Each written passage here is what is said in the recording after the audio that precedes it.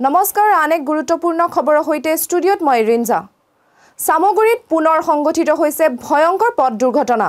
সামগুৰিত ডাউনটাউনৰ সমীপত আজি ৰত্নগিৰি নামৰ এখন বাছে এখন স্কুটিক খুন্দা মৰাৰ ফলত গুৰুতৰভাৱে আঘাতপ্ৰাপ্ত হৈছে এজন লোক।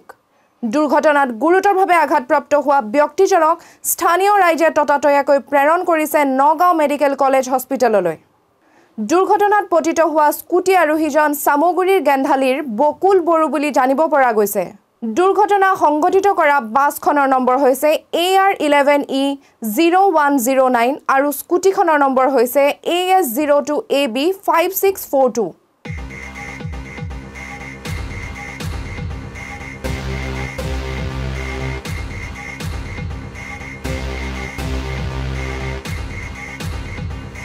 এইখিনি সামগুৰি তেল ডিপুৰ ডাউনটাউন বুলি কয়।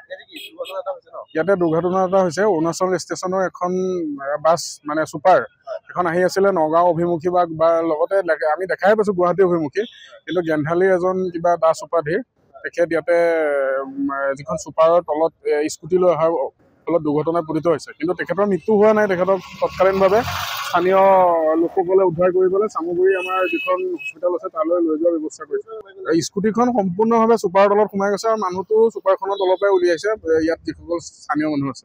ছুপাৰখন আমি জনামতে গোলাঘাটৰ পৰা গুৱাহাটী অভিমুখী আছিলে।